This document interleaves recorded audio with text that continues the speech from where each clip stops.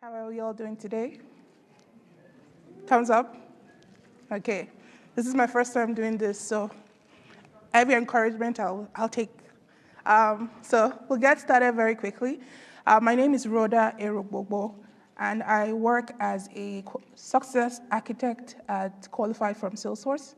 And over the last 8 years, I have been in the Salesforce ecosystem. I've also spent some time building Agentforce in the last 2-3 years and getting it out to a lot of our clients out there. And so today, I'm here to talk to you about building Agentforce from vision to value.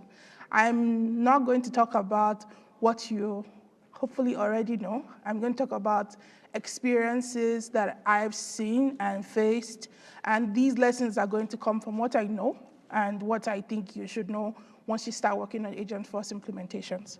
So the way I see it, Agentforce implementations are categorically in 3 phases. The first one is when you're deciding what you want to do, which I call laying the groundwork. The next one is when you're actually building the agent.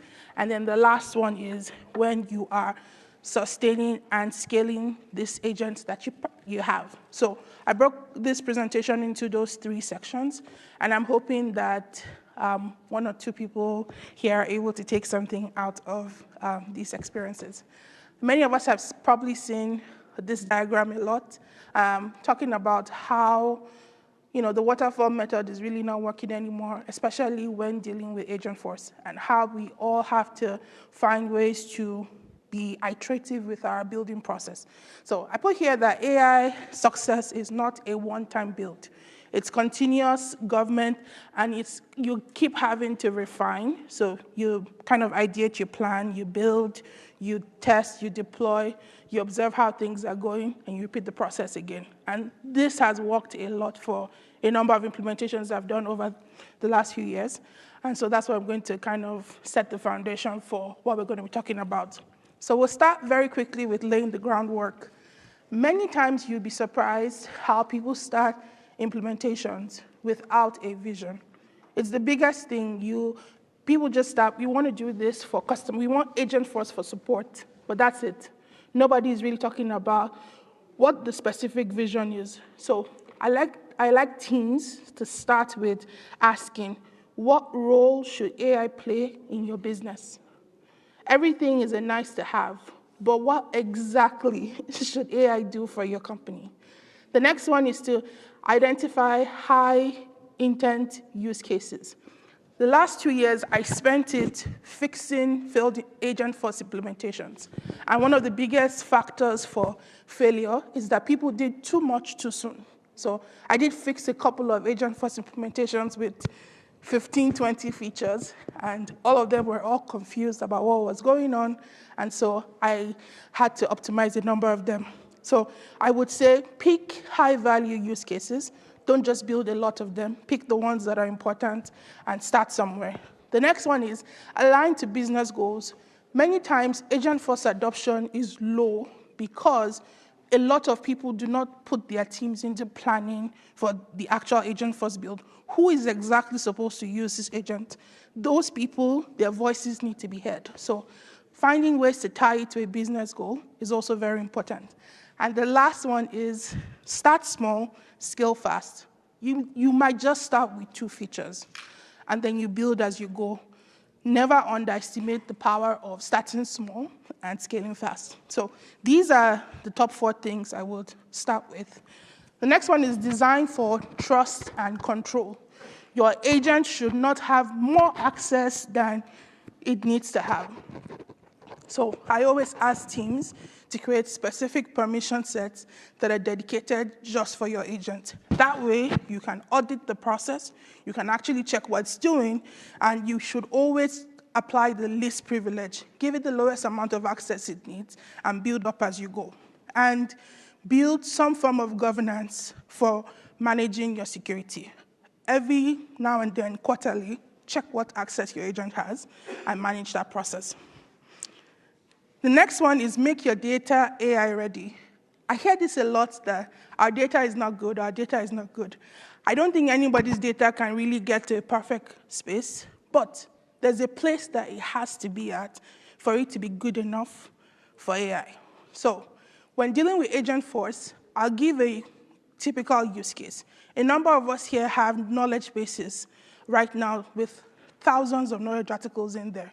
If you're an implementation partner, you've run into people's orgs with millions of knowledge bases there, and they want to implement Agentforce. And so every time I think about this, I'm like, first of all, you kind of have to do an audit of what knowledge bases should be used for Agentforce. Many people don't do this, and so the responses from the agent is so conflicting. One question has 6 million answers in one knowledge base, which is a big problem. So what I ask my teams to tell the teams to do is, number one, they need to audit their knowledge base. They need to assign specific data categories for this is supposed to be used by Agentforce. If in the future you're looking to scale to, for example, Agentforce Voice, Agentforce Email, I would say create a data category for AI in general, and then build subcategories for channels. So say, these knowledge articles will be used for just email, and then you're able to kind of narrow it down. So I would say do that, and just like encourage people to also do those. Clean your data. It's not just a random act, please. Your AI agent is only as good as your data. So if people are going to be getting updates on cases, make sure that the most up-to-date information is there as well. If your data is coming from multiple sources, please make sure that those sources are integrated either through Data Cloud or from whatever systems you're using as well. The next one I'll go to very quickly is define what success looks like. Many times I hear teams say, what do you want to get out of Agentforce? And people say, I want to reduce or maybe increase response time by 50%. And then I ask them a question, what is your response time today? Many people don't know. So if you don't have a benchmark, you can't really measure progress. You can just estimate, but it will never be correct. So if you can't measure it, you can't scale it. Before you start any implementation, run some knowledge or some metrics in your org. Today, what is our deflection rate? Today, what is our resolution rate? Do all of that before you even start to build. That way, when you check 6 months into the line, you're able to say, this is where we were at the start, and this is where we are now. So that's very important to establish those baselines, and also define what you want to track. What does success with Agentforce look like? At the end of this project, how do we determine if this was successful? You should be able to set those benchmarks very early in your implementation. Choosing the right team. I can't underestimate what a lot of people are going through today because of failed implementations. Before you choose a partner or a team or an implementation partner to work with you, let them demo what they've done for you, for other customers. See success stories. Talk to actual clients that have built Agentforce. They can do that for you as well. And see what they're doing in certain fields, because their success in certain things will also determine if they're going to be successful with you. The right partner will help you mitigate any risk that's possibly going to happen during your implementation. They can anticipate challenges. They can look at your data and say, this is a big risk. This is how we're going to fix this. So choose the right team as you do your build. And then the last one for laying the groundwork is define your MVP. We talked about selecting certain use cases.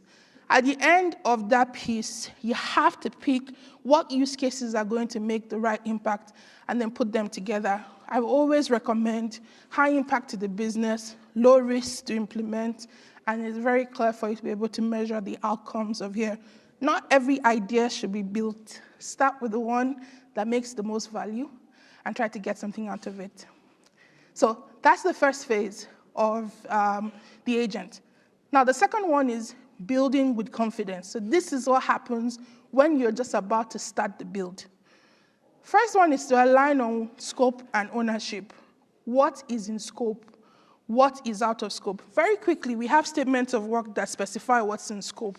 But rarely did they specify in detail what is out of scope. If you do not say what is out of scope, it's very hard to hold other people accountable to whatever statements of work you have or whatever plans you have. So outline what is there for a future phase.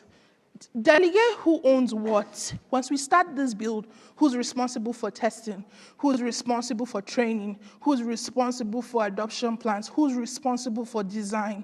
Get those people and make sure that they know what they're supposed to be doing throughout this process. The next one is to establish key timelines and milestones. We want to get this project live in 3 weeks. And let those timelines be measurable. I've had people that I've had to turn down to say, we can't do this in 2 weeks. Not because I can't wave a magic wand and it will work. It's just because it won't be done well. It won't be tested well enough. Stand by your word, and when you say it requires X amount of time to get it done, get them to believe that, and don't have shortcuts. The minute you try to prove a point to, win a deal or whatever, you're always going to end up in trouble. So give a very realistic timeline.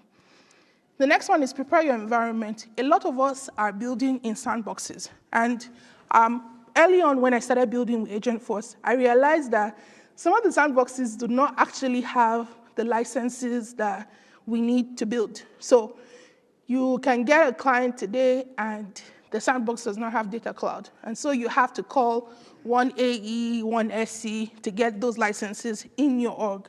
The minute you get a client as an implementation partner, or the minute you as a client get your environment, check that you have the right licenses for your implementation. That way, when it's time to build, you are not just figuring out that you don't have the licenses. Sometimes it's in your package, but it wasn't put in your org. So do that process very early on so that they can start working on it before the build starts. And then set up your environment the right way. Turn on what needs to be turned on, make sure that the right permissions are assigned, and document what you are doing. You can never go bad with right documentation. With no documentation, anything is open to interpretation. So I would say do that, and then follow best practices. Salesforce has a lot of best practices for how to build certain things. So as much as you can, do those and get your environment ready. One of the biggest, and I would say rude shockers for me when I started implementing, was how much time it actually took to test Agentforce. When I say test, you can pretty much test anything in whatever timeline you give yourself. But many times, I find that if the average small-scale project took you 8 hours to test, give Agentforce double that budget. Just because when you test it, different people have different perspectives of how they use the system. As the person who built the system, your mindset is set in one way. But the way your customer will interact with your agent is set in another way. And whenever we're testing, let the pool of testers not just be people in your organization, let it be people that will also interact with these systems. Get an outside opinion to testing, test thoroughly, gather those feedback, put the feedback into your build again, and repeat the process till you have what is good enough to be presented to people. The next one, and this is my favorite. Before I became an architect building Agentforce, I used to build websites. And so very quickly, UX UI was where I lived when I was building the look and feel of things. And so your brand's identity is a big deal. Your agent's look and feel is an extension of your brand. And so it must be consistent. Your agent shouldn't stick out weirdly, that it doesn't look like it's part of your system. So give it a nice name, a nice persona. I know there are a couple of clients that have been to their website, and I remember their agent. I don't remember what they do, but I remember the experience with their agent. So give it a nice brand, give it a nice tone, select the right voices if you're using Agentforce voice, create clear branding, and always run your copy by marketing. Something might look good to you as a technical person, but it doesn't look good to marketing, and it doesn't speak for the brand. So always run your copy through the right teams, and make sure that when this is going out, there's so much, I would say, visibility and presence for your brand when you're dealing with your identity. Test your agent. testing your agent it's not just like the end of the build. It's a iterative process with your build. Create real world scenarios. Like every time you go the happy part, go the parts that you never think will happen and validate those outcomes as well. Document all your test cases. I always ask that whenever people are testing, they either do like screen recordings or they take screenshots for like somebody describing an experience to you and you actually seeing how it actually played out is a game changer to fixing it. It's also a game changer to reproducing the error because somebody can describe what they did but not really articulate the right steps it took to get you to the place that you need to be. Agentforce is able to be tested manually and through testing center. I would say for use cases where you are working with knowledge articles or testing case updates and things like that, use the testing center, do bulk tests so that you can see how well your agent is doing, like with large number of test sets and test data. The next one is sustaining and scaling. So this is after you have built your Agentforce and you are deciding to either roll out a particular piece or do the launch. One thing I always do is plan out my rollout strategy. There are different approaches to rollout. There's the pilot phase, there's a pilot approach, phased approach, and full approach. I like the phased approach or the pilot approach. Sometimes it's great to A/B test, release your agent to a subset of people, and not just release it to everybody. Release it to like 10% of your traffic and keep building as you go. Sometimes I release to certain teams. If it's like internal agents, like employee agents, I release to certain teams and not the whole company, or I release to a group of high users, and then with that whole process, I begin to release more to people. Whenever you're trying to plan a rollout, please engage the right stakeholders. There are different teams that are part of rolling out your different Agentforce implementations. Get them involved in the process. Provide training and support to your teams. I've sat with trainers who have explained Agentforce to people who don't even know what Agentforce is, and explain them in the most easy and straightforward way. So get the right people. Like sometimes it might not be your tech team. It might be somebody on your enablement team who can do a better job at training people. Set clear expectations with users. Don't leave room for ambiguity. Do not let them think that something was supposed to happen this way or this is not the way it's supposed to go. Let it be straightforward and easy for you to plan as you start your rollout. Agentforce has not been widely adopted by some people just because of, or some companies just because of the adoption process. If you do not get the right teams involved in building your agent, chances are they will not use it. I have implemented Agentforce before for a team, and nobody used it. Not because the tech was not good. It's not what they wanted. And there was no way to get them to do it, even if you tried. Like, they'll do it if you're on a call, but they didn't use it after. And we figured what the issue was. They just didn't want that. They wanted something else. And immediately we built what they wanted. The adoption grew like, I couldn't even believe it. Some people as well need different type of training to be able to use a platform. Some people don't like the, invite everybody to the room. They like the train the trainer experience where somebody from their team is the one that trains them with real life examples of what they want. So there are different approaches to, having training as well. And as long as your content is engaging, people will watch it, people will listen to it as well. I would also say every time Agentforce goes live, if you're a Slack shop, create a Slack channel dedicated for support so that people can actually log defects and things that they see in real time, especially if you have internal people that are monitoring your channels. Also, keep forms on your site for people to log issues that they've had with Agentforce. Any feedback is better than no feedback. So as many outlets as possible, please open them up to your team to get the most out of Agentforce. And as well, communicate constantly. If you have teams that don't know the method of communication, they'll have all these feedbacks and they'll not know the right way to share it with you. So it's also very important that communication is very, very important to them. We talked about setting benchmarks and baselines. All this feedback that you are getting, there are ways to improve experience. So as you get this feedback, put them in future sprints so that they can be better optimized to help your teams. You'll be surprised that there are features that you've never thought about before, and then doing this with your team brings up a backlog of items of how you can use Agentforce properly. And then the last one is measure what matters. The best results come from what is actually important to your team.